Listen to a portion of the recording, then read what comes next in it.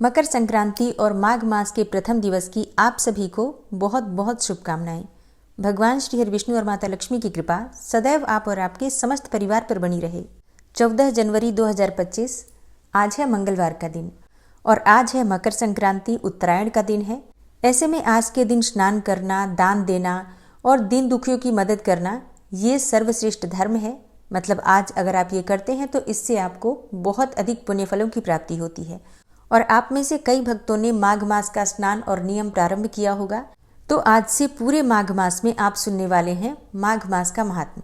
और जो भक्त आज से इस कथा को प्रारंभ कर रहे हैं सुनना, उनसे आग्रह है मेरा कि अंतिम दिन तक कथा जरूर सुनिए, क्योंकि अगर आप कथाएं पूरा सुनते हैं तभी आपको पूरे माघ मास का फल मिलता है।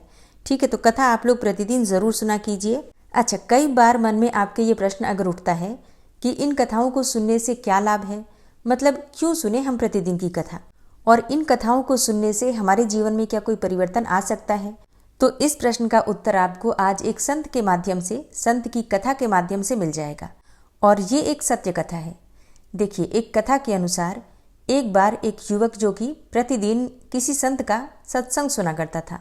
फिर एक दिन क्या हुआ कि जब सत्संग समाप्त हो गया तो वो संत जी के पास गया और बोला, महाराज, मैं काफ़ी दिनों से आपके सत्संग सुन रहा हूँ, किंतु यहाँ से जाने के बाद मैं अपने गृहस्थ जीवन में वैसा सदाचरण तो नहीं कर पाता जैसा कि मैं यहाँ से सुनकर जाता हूँ। इससे सत्संग के महत्व पर शंका भी होने लगती है। बताइए कि मैं क्या करूँ। संत ने युवक की बात सुनी और संत ने युवक को बांस की एक टोकरी देते हुए उसमें पानी भरकर लाने के लिए कहा। अब युवक टोकरी में जल भरने में तो असफल रहा। आप खुद ही सोचिए कि क्या बांस की टोकरी में जल भरा जा सकता है। अब संत जी ने आज्ञा दी है तो मना भी नहीं कर सकता, इसलिए आज्ञा का पालन करते हुए नियम पूर्वक ये काम करता रहा। संत जी ने ये भी कहा कि ये कार्य आपको, मतलब टोकरी में पानी भरने का कार्य तुमको निरंतर जारी रखना है, मतलब नियमित तौर पर आपको इस टोकरी में पानी भरना है। अब युवक प्रतिदिन टोकरी में जल भरता रहा। प्रयास तो करता था कि जल भरे, किंतु सफल नहीं हो पाता। अब कुछ दिनों के बाद संत ने उससे पूछा कि इतने दिनों से तुम टोकरी में लगातार जल भर रहे हो, तो क्या लगातार टोकरी में जल डालने से कोई टोकरी में तुम्हें फर्क नजर आया है? अब युवक ने विनम्रतापूर्वक कहा कि महाराज, जल तो नहीं भर पाया, लेकिन एक फर्क जरूर नजर आया है। पहले टोकरी के साथ मिट्टी जमा होती थी और अब वो साफ दिखाई देती है, कोई गंदगी नहीं दिखाई देती, और इसके छेद पहले जितने बड़े भी नहीं रह गए, वे बहुत छोटे हो गए हैं। तब संत जी ने उसे समझाया कि यदि इसी तरह से उसे पानी में निरंतर डालते रहोगे तो कुछ ही दिनों में ये छेद फूलकर बंद हो जाएंगे और टोकरी में पानी भर पाओगे।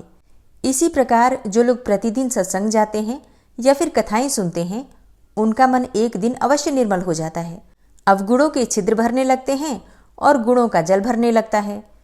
अब उस युवक ने संत से अपनी समस्या का समाधान पा लिया।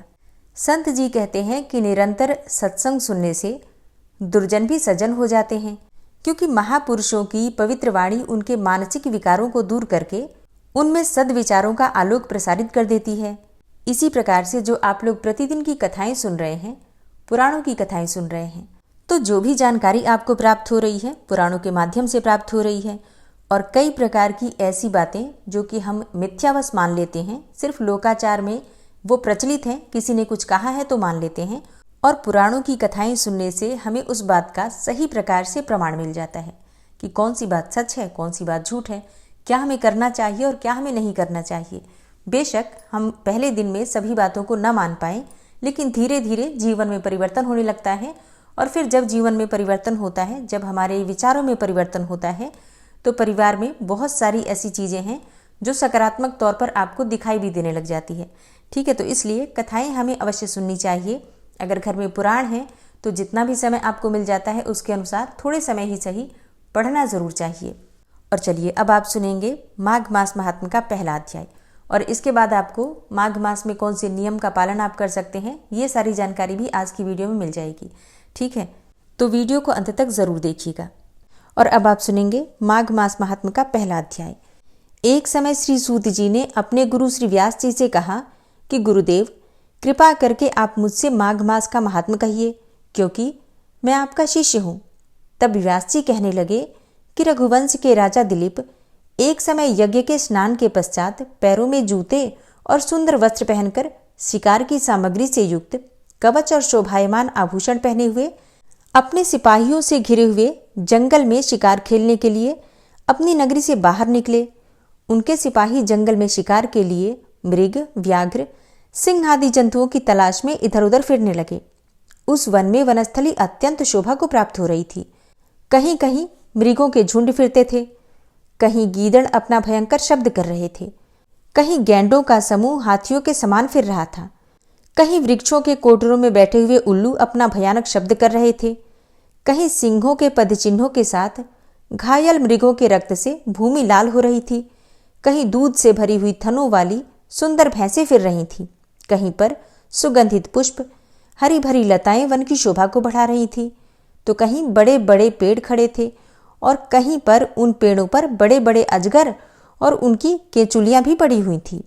उसी समय राजा के सिपाहियों के बाजे की आवाज सुनकर एक मृग वन में से निकलकर भागने लगा और बड़ी बड़ी चौकड़ियां भरता हुआ आगे बढ़ा। राजा ने उसके पीछे अपना घोड़ा दौड़ाया, परंतु मृग पूरी शक्ति से भागने लगा। मृग कांटेदार वृक्षों के एक जंगल में घुसा और राजा ने भी उसके पीछे वन में प्रवेश किया, परंतु दूर जाकर मृग राजा की दृष्टि से ओझल होकर निकल गया। राजा निर्जन वन में अपने सैनिकों सहित प्यास के मारे अति दुखी हो गया। दोपहर के समय अधिक मार्ग चलने से सैनिक थक गए और घोड़े रुक गए।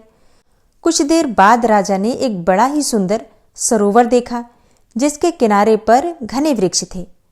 इसका जल सज्जनों के हृदय के समान स्वच्छ और पवित्र था। सरोवर का जल लहरों से बड़ा सुंदर लगता था। जल में अनेकों प्रकार के जल जंतु, मछलियां आदि स्वच्छंदता से इधर उधर फिर रही थी और दुष्टों के समान निर्दयी चित्त वाले मगरमच्छ भी थे। किसी किसी जगह लोभी के समान सिमाल भी पड़ी हुई थी। जैसे विपत्ति में पड़े हुए लोगों को दुखों को हरने वाले दानी पुरुष के समान यह सरोवर अपने जल से सबको सुखी करता था, जैसे मेघ चातक के दुख को हरता है। इस सरोवर को देखकर राजा की थकावट दूर हो गई। अब राजा ने रात्रि को वहीं पर विश्राम किया और सैनिक पहरा देने लगे और चारों तरफ फैल गए। रात के अंतिम समय में शूकरों के एक झुंड ने आकर सरोवर में पानी पिया और कमल के झुंड के पास आया। तब शिकारियों ने सावधान होकर शूकरों पर आक्रमण किया और उनको मारकर पृथ्वी पर गिरा दिया। उस समय सब शिकारी कोलाहल करते हुए बड़ी प्रसन्नता के साथ राजा के पास गए और राजा प्रभात हुआ देखकर उनके साथ ही अपनी नगरी की तरफ चल पड़ा। जिसका शरीर तपस्या और नियमों के कारण बिल्कुल सूख गया था, जो मृगछाला और वल्कल पहने हुए था और नख, रोम तथा केश धारण किए हुए था। राजा ने ऐसे घोर तपस्वी को देखकर बड़े आश्चर्य से उसको प्रणाम किया और हाथ जोड़कर खड़ा हो गया। तपस्वी ने राजा से कहा कि हे राजन, इस पुण्य शुभ माघ में इस सरोवर को छोड़कर तुम यहाँ से क्यों जाने की इच्छा करते हो? तब राजा कहने लगा कि हे महात्मन, मैं तो माघ मास के स्नान के बारे में कुछ भी नहीं जानता, माघ मास के स्नान के फल को कुछ भी नहीं जानता। कृपा करके आप विस्तार पूर्वक माघ मास के स्नान के विषय में मुझको बताइए। तो इसके बाद उस तपस्वी ने माघ मास के महात्म के विषय में राजा से क्या कहा, ये सारा वृतांत आप कल की कथा में सुनेंगे। हिंदू कैलेंडर का 11वां महीना है माघ का महीना, और माघ का महीना पहले कहा जाता था माध का महीना। माध अर्थात भगवान श्री कृष्ण का एक स्वरूप है जिसका नाम है माधव, और भगवान श्री कृष्ण को, भगवान श्री हरि विष्णु को माघ का महीना बहुत प्रिय है, इसलिए इस महीने का नाम ही माध था। बाद में इस नाम को माघ के नाम से जाना गया, क्योंकि जिस महीने की पूर्णिमा जिस नक्षत्र में आती है उसी नाम से उस महीने को जाना जाता है। तो माघ मास की पूर्णिमा मघा नक्षत्र में आती है, इसलिए इस महीने को माघ कहा जाता है।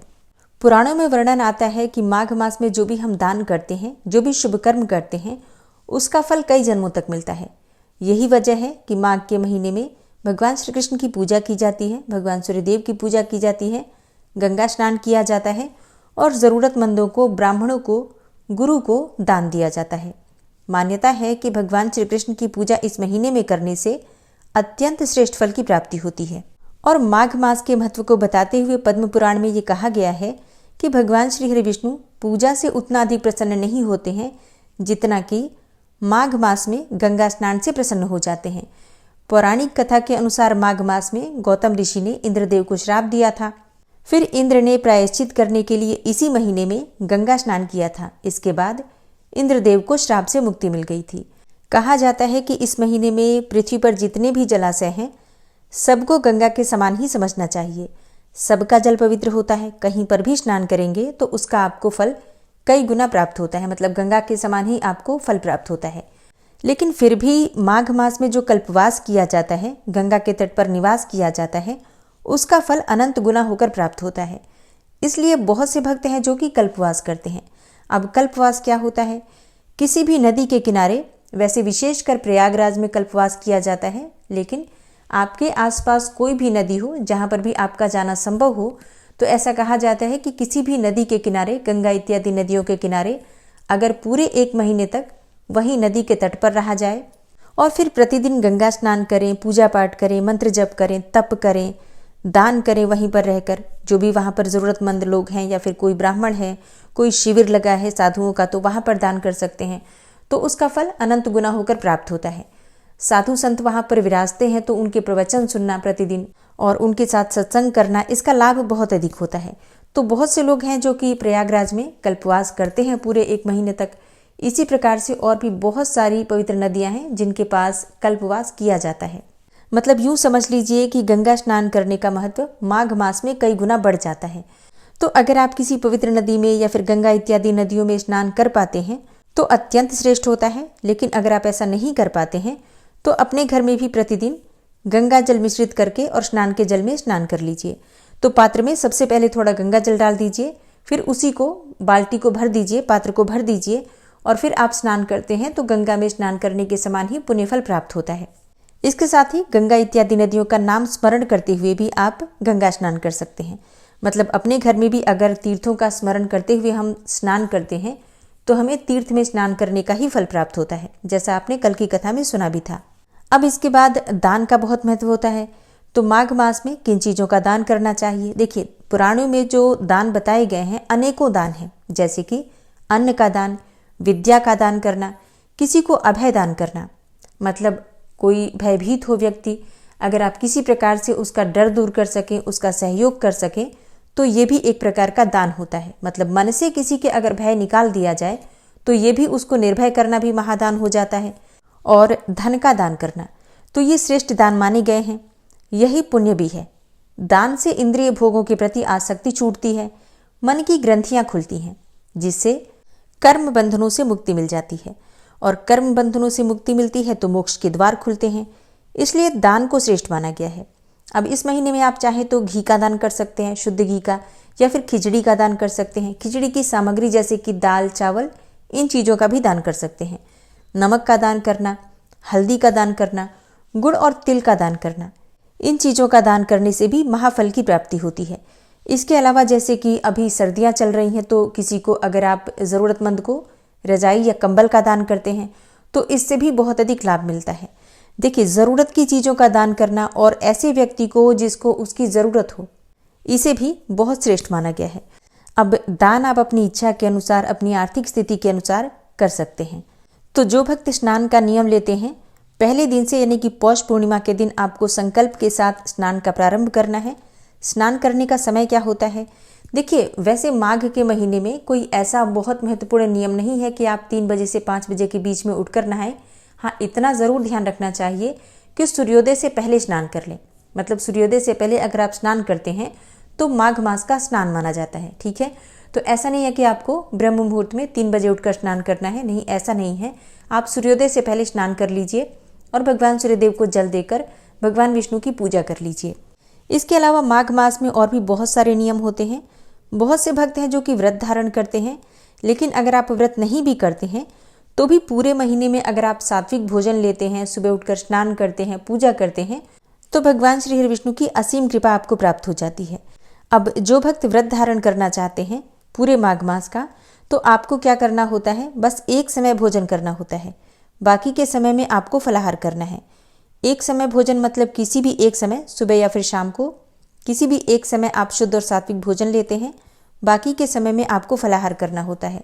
अब ध्यान ये रखना है कि जिस समय आप पहले दिन तय करते हैं भोजन करने को कि आप शाम को भोजन करेंगे या फिर सुबह करेंगे, फिर पूरे महीने आपको उसी प्रकार से नियम पालन करना चाहिए। मतलब एक समय निश्चित कर लीजिए, उसी नियम के अनुसार आपको पूरे महीने में भोजन करना है। ऐसा नहीं है कि आपने आज सुबह भोजन किया फिर कल शाम को भोजन करेंगे, ऐसा नहीं है। एक नियम निश्चित कर लीजिए। अब देखिए, अगर आप स्नान करते हैं, व्रत करते हैं, अत्यंत श्रेष्ठ होगा। मान लीजिए आप स्नान या फिर व्रत नहीं कर पाते हैं, तो भी बहुत सारे नियम होते हैं जिनके द्वारा माघ मास में आप पुण्य फल अर्जित कर सकते हैं। जैसे कि इस महीने में आपके द्वार पर आए हुए किसी भी व्यक्ति को खाली हाथ नहीं लौटाना चाहिए। जैसे कि कोई याचक अगर आता है आपके दरवाजे पर मांगने के लिए, तो अपनी शक्ति सामर्थ्य के अनुसार उसे कुछ न कुछ जरूर दीजिए। और दूसरा नियम ये है कि इस महीने में किसी भी प्रकार का नशा नहीं करना चाहिए, मांस मदिरा का सेवन नहीं करना चाहिए, या फिर तंबाकू, गुटखा, ये सब चीज़ें जो बहुत से लोग खाते हैं, तो उन्हें कम से कम इस महीने में त्याग करना चाहिए। इसके अलावा तामसिक भोजन नहीं करना चाहिए। अब तामसिक भोजन क्या होते हैं? देखिए, बासी भोजन को भी तामसिक भोजन कहा गया है, ठंडे भोजन को भी तामसिक भोजन कहा गया है। अगर हम दोबारा गर्म करके भोजन खाते हैं तो उसे भी तामस कहा गया है। ऐसा नहीं है कि सिर्फ मांस मदिरा को ही तामस कहा गया है या फिर लहसुन प्याज को ही तामस कहा गया है। तो माघ मास में बासी भोजन नहीं खाना चाहिए, दोबारा गर्म करके भोजन नहीं खाना चाहिए। किसी दूसरे के घर जाकर अगर आप भोजन करते हैं तो उसे भी माघ मास में तामस ही कहा गया है। तो इन सभी बातों का आपको ध्यान रखना चाहिए। इसके अलावा लहसुन, प्याज, मांस मदिरा, इन चीज़ों का भी त्याग आपको कर देना चाहिए। तो तामसिक चीज़ों से, तामसिक विचारों से, तामसिक व्यवहार से दूर रहना चाहिए। अब तामसिक भोजन तो आपने जाना, तामसिक विचार और व्यवहार क्या होते हैं?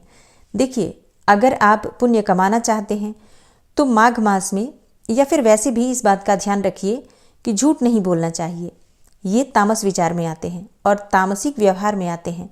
कटु वचन अर्थात कड़वी वाणी बोलना, ईर्ष्या करना, मोह करना, लोभ करना, कुसंगति करना, बुरे लोगों के साथ, बुरे विचार वाले लोगों के साथ रहना, ये तामसिक चीज़ें हैं, तामसिक व्यवहार और तामसिक विचारों में आते हैं। तो इन चीज़ों का भी हमें त्याग करना चाहिए। माघ मास में तिल और गुड़ का सेवन करना लाभकारी भी होता है और ऐसा माना जाता है कि इस भोजन को करने से भगवान श्री हरि विष्णु की कृपा भी मिलती है। इस महीने में भगवान श्री हरि के साथ भगवान श्री कृष्ण की भी पूजा करनी चाहिए। इसके साथ ही भगवान सूर्यदेव की पूजा करना, भगवान सूर्य के मंत्रों का जप करना अत्यंत श्रेष्ठ माना जाता है। गंगा जी में स्नान करना और गंगा जी की पूजा करना, ये भी इस महीने का अत्यंत श्रेष्ठ और शुभ कार्य है और इसे उत्तम माना गया है। पुराणों को पढ़ना या फिर पौराणिक कथाएं सुनना इस महीने में अत्यंत श्रेष्ठ फल देने वाला है। इसके अलावा इस महीने में तिल से हवन करना बहुत श्रेष्ठ माना गया है, लक्ष्मी प्रदायक माना गया है। तो गाय के गोबर के उपले पर अगर आप प्रतिदिन तिल और गुड़ मिलाकर और घी मिलाकर, इन तीनों चीज़ों को मिलाकर अगर आप हवन करते हैं, छोटा सा भी हवन कर लेते हैं 11 या 21 बार भी, तो भगवान श्री हरि विष्णु की कृपा मिलती है। भगवान श्री हरि विष्णु के किसी भी मंत्र के द्वारा, ओम नमो भगवते वासुदेवाय नमः, इस मंत्र के द्वारा भी आप प्रतिदिन हवन कर सकते हैं। माघ मास में कम से कम कोशिश कीजिए कि एक भी दिन अगर हो सके तो किसी पवित्र नदी में जाकर स्नान कर पाएं। ऐसा कहा जाता है, मतलब निर्णय सिंधु में कहा गया है कि माघ मास के दौरान मनुष्य को कम से कम एक बार पवित्र नदी में स्नान अवश्य करना चाहिए। भले ही पूरे मास में गंगा स्नान के योग न बन सके, लेकिन एक दिन के स्नान से भी श्रद्धालु स्वर्ग लोक का अधिकारी बन सकता है। इसलिए इस महीने में अगर संभव हो तो गंगा स्नान करने जरूर चले जाइए। हर रोज तुलसी की पूजा करने का नियम ले सकते हैं, या फिर आप चाहें तो प्रतिदिन किसी मंदिर में दीपदान का भी नियम ले सकते हैं। तो अपनी इच्छा के अनुसार, अपनी सुविधा के अनुसार आप किसी भी नियम को पालन करके माघ मास का लाभ ले सकते हैं, माघ मास का पुण्य अर्जित कर सकते हैं। ये महीना विशेषकर पुण्य अर्जित करने का, पुण्य संचित करने का ही होता है। ओम विश्वं विष्णुर्वषट्कारो भूतभव्य भवत्प्रभु भूतकृत भूतभृत भावो भूतात्मा भूतवाहन भूतात्मा परमात्मा च मुक्तानां परमागति अव्ययः पुरुषः साक्षी क्षेत्रज्ञो अक्षर एव च योगो योगविदां नेता प्रधान पुरुषेश्वरः नारसिंहवपुः श्रीमान् केशवः पुरुषोत्तमः सर्वः शर्वः शिवस्थाणुर्भूतादिर्निधिर्व्ययः संभवो भावनो भर्ता प्रभवः प्रभुरीश्वरः स्वयंभू शंभुरादित्यः पुष्कराक्षो महास्वनः अनादिनिधनो धाता विधाता धातुरुत्तमः अप्रमेयो ऋषिकेश पद्मनाभो अमरप्रभु विश्वकर्मा मनुस्त्वष्टा स्थविष्ठः स्थविरो ध्रुवः अग्राह्यः शाश्वतः कृष्णो लोहिताक्षः प्रतर्दनः प्रभूतस्त्रिककुब्धाम पवित्रं मङ्गलं परम् ईशानः प्राणदः प्राणो ज्येष्ठः श्रेष्ठः प्रजापति हिरण्यगर्भो भूगर्भो माधवो मधुसूदनः ईश्वरो विक्रमी धन्वी मेधावी विक्रमः क्रमः अनुत्तमो दुराधर्षः कृतज्ञः कृतिरात्मवान् सुरेशः शरणं शर्म विश्वरेताः प्रजाभवः अह संवत्सरो व्यालः प्रत्ययः सर्वदर्शनः अजः सर्वेश्वरः सिद्धः सिद्धे सर्वादिर्च्युतः वृषाकपिर्मेयात्मा सर्वयोगविनिश्रितः वसुर्वसुमना सत्य समात्मा संमितः समः अमोघ पुण्डरीकाक्षो वृषकर्मा वृषाकृतिः रुद्रो बहुशिरा बभ्रुर्विश्वयोनिः शुचिश्रवः अमृतः शाश्वतस्थाणुर्वरारोहो महातपः सर्वगः सर्वविद्भानुर्विश्वक्सेनो जनार्दनः वेदो वेदविद्व्यङ्गो वेदाङ्गो वेदवित्कविः लोकाध्यक्षः सुराध्यक्षो धर्माध्यक्षः कृताकृतः चतुरात्मा चतुर्व्यूहश्चतुर्द्रष्टश्चतुर्भुजः भ्राजिष्णुर्भोजनं भोक्ता सहिष्णुर्जगदाति च अनघो विजयोजेता विश्वयोनिः पुनर्वसु उपेन्द्रो वामनः प्रांशुर्मोघः शुचिरुर्जितः अतीन्द्रः सङ्ग्रहः सर्गो धृतात्मा नियमो यमः वेद्यो वैद्यः सदा योगी वीरः माधवो मधु अतीन्द्रियो महामायो महोत्साहो महाबलः महाबुद्धिर्महावीर्यो महाशक्तिर्महाद्युतिः अनिर्देश्य वपुः श्रीमान् मेयात्मा महाधृतृक् महिश्वासो महीभर्ता श्रीनिवासः सतां गति अनिरुद्ध सुरानन्दो गोविन्दो गोविन्दाम्पति मरीचिर्दमनो हंस सुपर्णो भुजगोत्तम हिरण्यनाभ सुतपा पद्मनाभ प्रजापति अमृत्यु सर्वदिक्सिंह संधाता सन्धिमानस्थिर अजो दूर्मर्षणः शास्ता विश्रुतात्मा सुरारिः गुरुर्गुर्तमो धाम सत्य सत्यपराक्रम निमिषो अनिमिषो श्रग्वी वाचस्पतिरुदारधि अग्रणिर्ग्रामणी श्रीमान् न्यायो नेता समीरण सहस्रमूर्धा विश्वात्मा सहस्राक्षा सहस्रपात् आवर्तनो निवृत्तात्मा संवृतः संप्रमर्दन अह संवर्तको वह निर्निलोधरणीधरः सुप्रसादः प्रसन्नात्मा विश्वदृग्विशुभुग्विभु सत्कर्ता सत्कृतः साधु जहर्नुर्नारायणो नरः असंख्येयो अप्रमेयात्मा विशिष्टशिष्टकृच्छुवि सिद्धार्थ सिद्धसङ्कल्प सिद्धिदः सिद्धिसाधनः वृषाहि वृषभो विष्णुर्विष्पर्वा वृषोदरः वर्धनो वर्धमानश्च विविक्तः श्रुतिसागरः सुभुजो दूर्धरो वाग्मी महेन्द्रो वसुदो वसु नैकरूपो बृहद्रूप शिपिविष्टः प्रकाशनः ओजस्तेजो द्युतिधर प्रकाशात्मा प्रतापनः रिद्धस्पष्टाक्षरो मन्त्रश्चन्द्रांशुर्भास्करदुतिः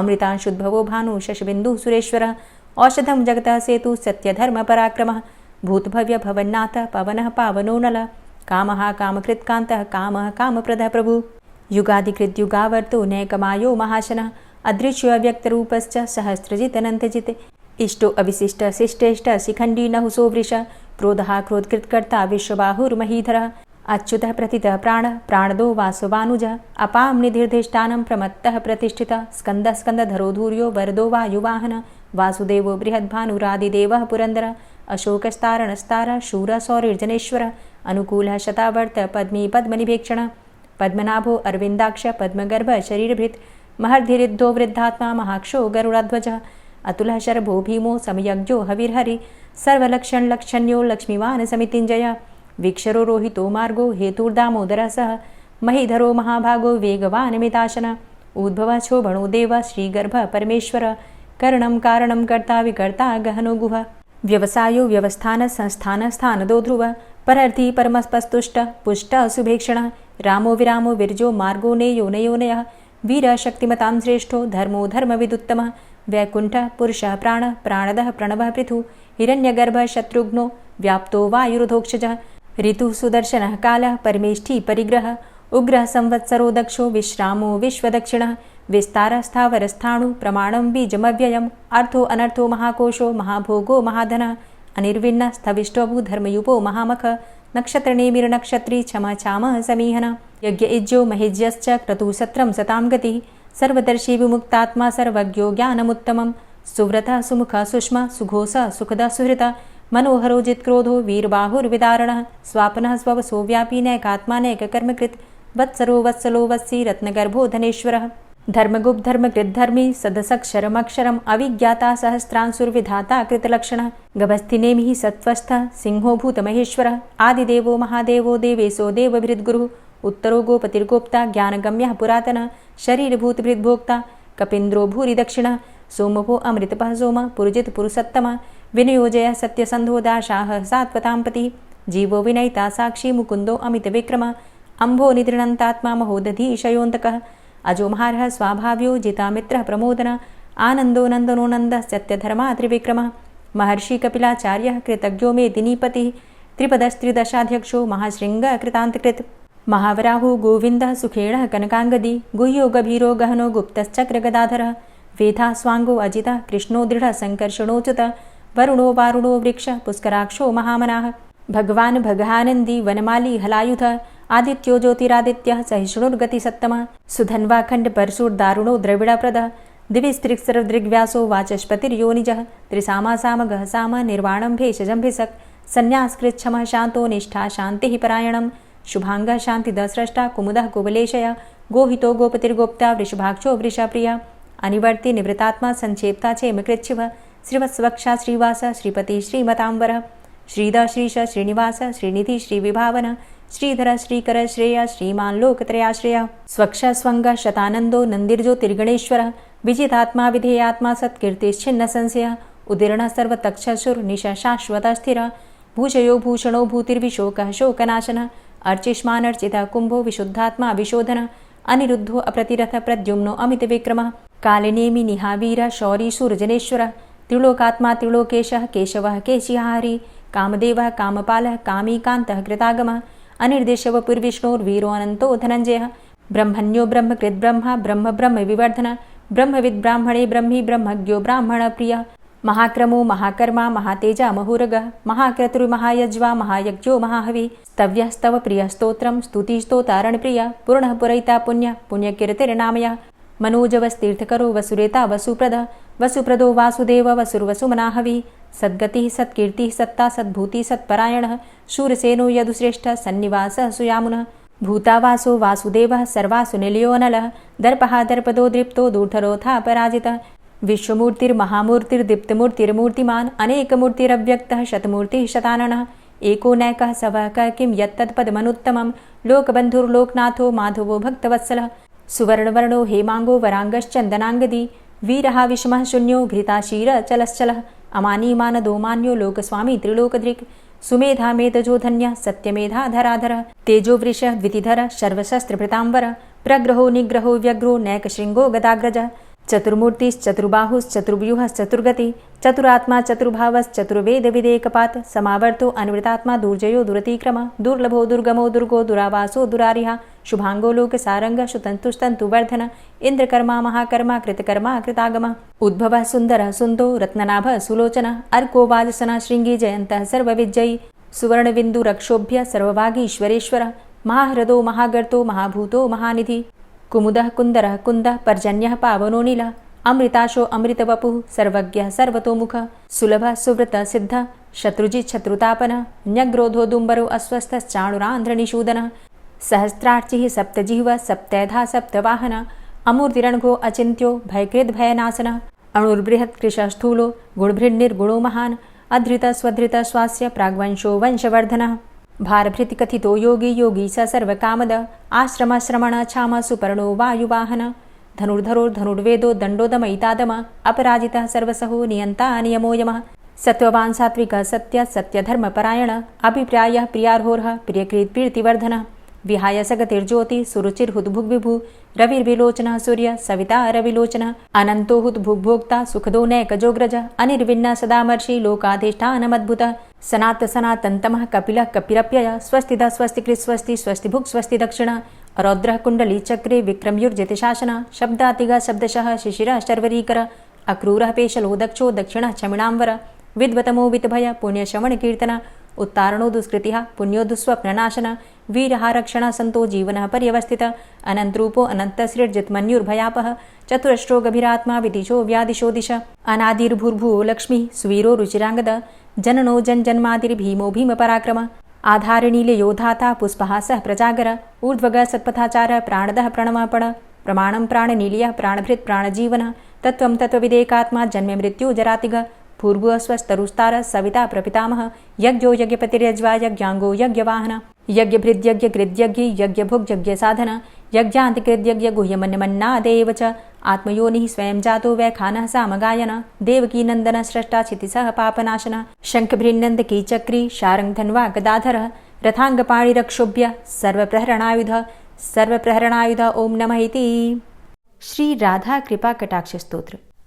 मुनीन्द्रवृन्दवन्दिते त्रिलोकशोकहारिणि प्रसन्नवक्त्रपङ्कजे निकुञ्जभूविलासिनी व्रजेन्द्रभानुनन्दिनी व्रजेन्द्रसूनुसङ्गते कदा करिष्यसि मां कृपाकटाक्षभाजनम् अशोकवृक्षवल्लरी वितानमण्डपस्थिते प्रवालबालपल्लव प्रभारुणान्ध्रिकोमले वराभयस्फुरत्करे प्रभूतसम्पदालये कदा करिष्यसि मां कृपाकटाक्षभाजनम् अनङ्गरङ्गमङ्गलं प्रसङ्गभङ्गुरं भ्रुवां सविभ्रमं ससम्भ्रमं दृगन्तबाणपातने निरन्तरं वशीकृत प्रतीतनन्दनन्दने कदा करिष्यसि मां कृपाकटाक्षभाजनम् तडित्सुवर्णचम्पकप्रदीप्तगौरविग्रहे मुखप्रभापरास्तकोटिसारदेन्दुमण्डले विचित्रचित्रसञ्चरच्चकोरशावलोचने कदा करिष्यसि मां कृपाकटाक्षभाजनम् मदोन्मदादियौवने प्रमोदमानमण्डिते प्रियानुरागरञ्जिते कलाविलासपण्डिते अनन्यधन्यकुञ्जराज्यकामकेलिकोविदे कदा करिष्यसि मां कृपाकटाक्षभाजनम् अशेषहावभावधीरहीरहारभूषिते प्रभूतशातकुम्भकुम्भकुम्भिकुम्भसुस्तनि प्रशस्तमन्दहास्यचूर्णपूर्णसौख्यसागरे कदा करिष्यसि मां कृपाकटाक्षभाजनम् मृणालवालवल्लरी तरङ्गरङ्गदौर्लते लताग्रलास्यलोलनीललोचनावलोकने ललल्लुलन्मिलन्मनोज्ञमुग्धमोहिनाश्रिते कदा करिष्यसि मां कृपाकटाक्षभाजनम् सुवर्णमल्लिकाञ्चितत्रिरेखकम्बुकण्ठगे त्रिसूत्रमङ्गलीगुणत्रिरत्नदीप्तिदीधिते सलोलनीलकुन्तलप्रसूनगुच्छगुम्फिते कदा करिष्यसि मां कृपाकटाक्षभाजनम् नितम्बबिम्बलम्बमानपुष्पमेखलागुणे प्रशस्तरत्नकिङ्किणीकलापमध्यमञ्जुले करीन्द्रशुण्डदण्डिकावरोहशोभगोरुके कदा करिष्यसि मां कृपाकटाक्षभाजनम् अनेकमन्त्रनादमञ्जुनूपुरारवस्खलत् समाजराजहंसवंश निक्वडातिगौरवे विलोलहेमवल्लरी विडम्बिचारुचङ्क्रमे कदा करिष्यसि मां कृपाकटाक्षभाजनम् अनन्तकोटिविष्णुलोकनम्रपद्मजार्चिते हिमाद्रिजापुलोमजाविरिञ्चिजावरप्रदे अपारसिद्धिरिद्धिदिग्धसत्पदाङ्गुलीनखे कदा करिष्यसि मां कृपाकटाक्षभाजनम् मखेश्वरी क्रियेश्वरी स्वधेश्वरी सुरेश्वरी त्रिवेदभारतीश्वरी प्रमाणशासनेश्वरी रमेश्वरी क्षमेश्वरी प्रमोदकाननेश्वरी व्रजेश्वरी व्रजाधिपे श्रीराधिके नमोऽस्तुते इतीममद्भुतं स्तवं निशम्य भानुनन्दिनी करोतु सन्ततं जनं कृपाकटाक्षभाजनम् भवेत्तदैव सञ्चितत्रिरूपकर्मनाशनं लभेत्तदा ब्रजेन्द्रसूनुमण्डलप्रवेशनम् जय जय श्री राधे, जय जय श्री राधे। माघ मास के सकट चौथ की जानकारी अगर आपको चाहिए तो चैनल पर वीडियो अपलोड हो चुकी है, ज़रूर देख लीजिए। और आज की वीडियो आपको कैसी लगी कमेंट बॉक्स में ज़रूर बताइए। अच्छी लगी हो वीडियो तो लाइक कीजिए, शेयर कीजिए और चैनल पर पहली बार आए हैं अगर अभी तक आपने चैनल को सब्सक्राइब नहीं किया है तो आज की वीडियो अगर आपको अच्छी लगे तो चैनल को सब्सक्राइब करके बेल आइकन को ज़रूर प्रेस कर लीजिए। इससे ये होगा कि इस चैनल पर जो नई वीडियो अपलोड होंगी उनकी नोटिफिकेशन आपको सही समय पर प्राप्त होगी। मिलती हूँ मैं आपसे अगली वीडियो में, तब तक के लिए जय श्री राधे।